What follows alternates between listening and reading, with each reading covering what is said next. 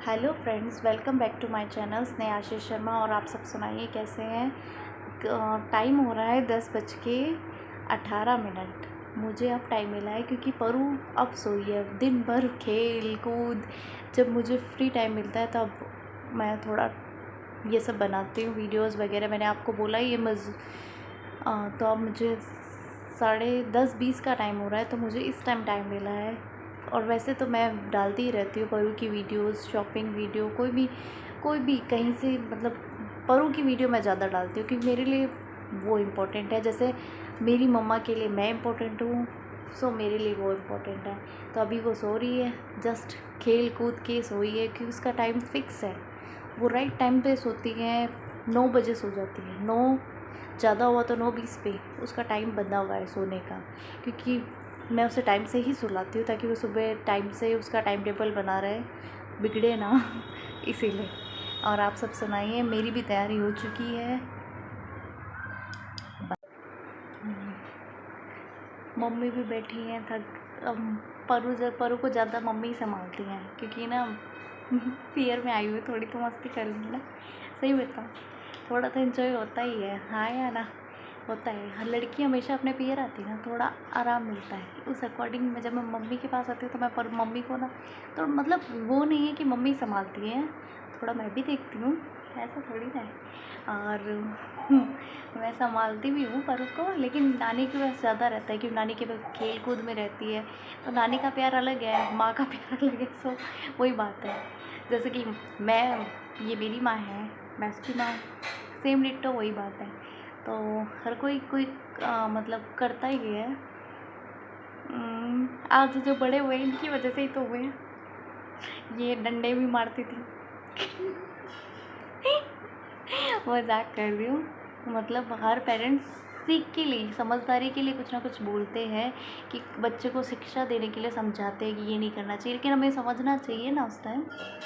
वो बाद में सीखाते हैं, जब खुद माँ बनते हैं तो समझ आती है कि हाँ, कि माँ बाप सही थे, थोड़ा समझाते थे, गलत नहीं है वो टॉपिक। मतलब कि पेरेंट्स अपनी जगह सही होते हैं कि हमें नई शिक्षा देते हैं कि हाँ ये सही है, ये गलत है, वो सही रहता है कि मतलब हाँ सही है।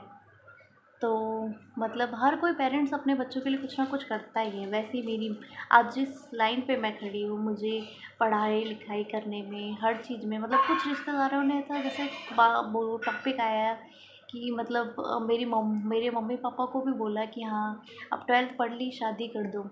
तो मतलब मेरी मम्मी ने कहा नहीं नहीं, इसे और आगे पढ़ाना है। तो मेरी मतलब पढ़ाई कंप्लीट करवाई, मेरे को कोर्सेज़ कराए, पार्लर का कोर्स, हर कोर्स करवाया मेरी मम्मी ने। तो एक टाइम ऐसा भी था जब मतलब कि अ, मतलब मैं प्राइवेट स्कूल में पढ़ती थी, तो मतलब कई बार फ़ीस के लिए भी मम्मी ना काफ़ी मेहनत करती थी। मैं देखती थी मम्मी को, तो मतलब कई बार फ़ीस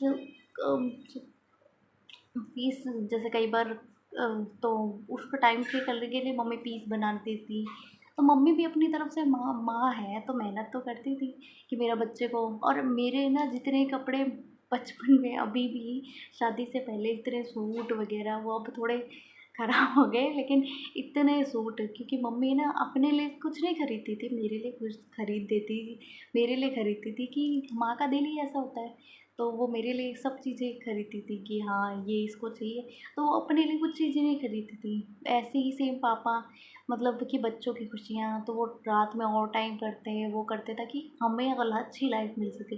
लोग कहते हैं ना कि अपने माँ बाप को कभी भूलना नहीं चाहिए, तो उन्होंने किया है तो उनका हमेशा याद रहना चाहिए कि वो हमारे पेरेंट्स हमारे लिए इतना करते हैं, तभी तभी हम इस उन्हीं की बदौलत खड़े होते हैं, उन्हीं की बदौलत आगे तरक्की करते हैं।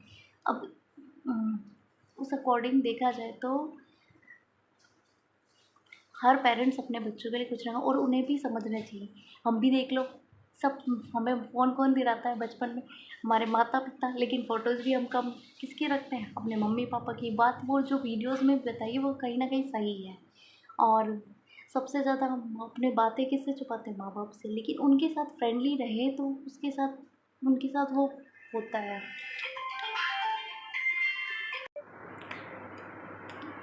जैसे कि मैंने सही कहा कि मतलब पेरेंट्स को हमें भूलना नहीं चाहिए क्योंकि उनकी बदौलत हम खड़े हैं। उनका आशीर्वाद हमारे सर पे है तभी हम आगे बढ़े हैं। क्योंकि मैंने अपनी पढ़ाई जो मतलब मैं जो पढ़ती थी वो मेरी मम्मा मुझे पढ़ाती थी। मतलब मैंने कभी ट्यूशन नहीं ली है, ट्यूशन की ज़रूरत ही नहीं पड़ी क्योंकि मैं मम्मी से पढ़ी हूँ।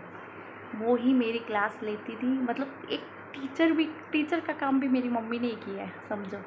तो वो हर एक काम में हर एक पेरेंट्स, मैं मेरी मम्मी औरों का नहीं कह रही, मेरे मम्मी पापा का नहीं, हर एक पेरेंट्स अपने बच्चे के लिए कुछ ना कुछ करते हैं। और उन बच्चों को भी समझना चाहिए कि माँ बाप भी ज़िंदगी का हिस्सा है।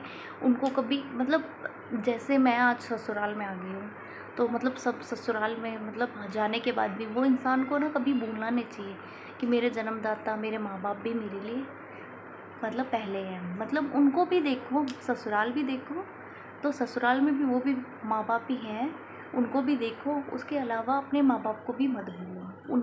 उन्होंने भी आपको जन्म दिया है, तो उन आपके लिए वो भी पहले हैं। और जैसे उनको भी बराबर रखो, दोनों को बराबर रखो, क्योंकि रिश्ते ना दोनों तरफ अच्छे निभाओ। ज़रूरी नहीं कि एक ही को चुनो, दोनों को चुनो, दोनों को बराबर रखो। तो कहने का मतलब है कि अपने माँ बाप को भी मत भूलो, उन्होंने भी जन्म दिया है, उन्होंने भी आपका साथ दिया है हर ज़िंदगी में, हर मुश्किल में। उन्होंने भी काफ़ी मेहनत की है जब आप इतने बड़े हो, जब आप इतने मतलब इतने पहुँचे हो, पढ़ाई लिखाई कराई है, सब कुछ तरक्की दी है उन्होंने। और शादी के लिए भी काफ़ी मतलब हर माँ बाप करते हैं। उनकी भी सिचुएशन होती है कि उनकी बेटी हमेशा उनको मतलब वो रहता ही है मन में कि तो बेटी खुश रहे, वो रहे, हर माँ बाप यही चाहते हैं। तो वो हमारे लिए कुछ अच्छा सोचते हैं, तो हमें भी तो उनके लिए अच्छा सोचना चाहिए। ये नहीं कि मतलब कि शादी हो गई तो हमारी जिम्मेदारी एक ही तरफ हो जाए, हमें अपने माँ बाप को भी देखना चाहिए। हमारे मतलब अपनी कहने का मतलब है कि अब ये ज़िम्मेदारी ख़त्म नहीं होती एक इंसान की। उन्हें 2 रिश्ते दोनों को बराबर निभाना चाहिए। उधर सास-ससुर को भी देखना चाहिए, इधर माँ-बाप को भी देखना चाहिए, मेरा ये मानना है। और मैं इस बारे में आपको और सबकी अलग-अलग चॉइस होती है। तो माता-पिता का एहसान कभी भूलना नहीं चाहिए। कहते हैं ना सबसे बड़ा एहसान होता है जन्म देने वाली माँ का। कैसे-कैसे मैं जानती हूँ, जब मैं माँ बनी ना मुझे ये एक्सपीरियंस हुआ कि मतलब मेरे माँ-बाप ने बचपन से मेरे लिए क्या-क्या किया। क्योंकि औरों को मैंने जब देखा तो मतलब छोटे में कितनी दिक्कतें आती हैं एक माँ के लिए कि अ, मतलब बेबी रखना, मतलब कैसे-कैसे उन्होंने मेरे लिए कितना किया है, ये दिखता ही है। और हर हर बेटी या बेटे को इस मामले में मेरे हस्बैंड को देखती हूँ क्योंकि वो अपने माँ-बाप को मतलब अपने मम्मी-पापा को काफ़ी मानते हैं। तो उस अकॉर्डिंग वो अपने मम्मी-पापा को मानते हैं, मैं भी मेरे मम्मी-पापा को मानती हूँ। तो इसका मतलब ये नहीं कि मैं उनके मम्मी-पापा को नहीं मानती, मैं उनको भी मानती हूँ। दोनों को बराबर, जब एक रिश्ता जुड़ा है तो दूसरे रिश्ते को भी कदर करो, दूसरे के रिश्ते को भी निभाओ, तो मतलब दूसरे रिश्ते को भी देखो।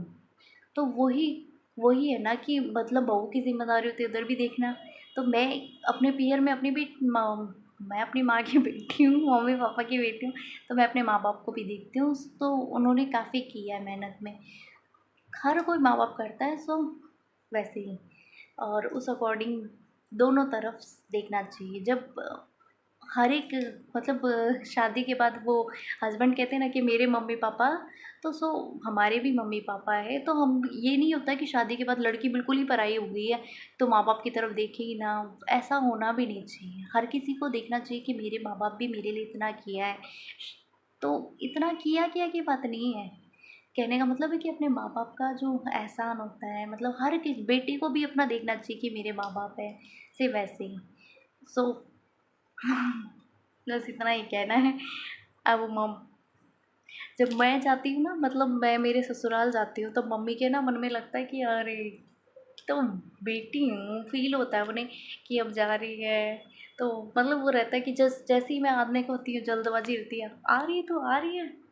तो एक दूर का भी तो रहता है कि मैं वहाँ बीकानेर में दूर पड़ता है दिल्ली से आना, तो तो मैं टाइम ले लेके आती जाती रहती हूँ, मतलब बीच में गैप लेती हूँ।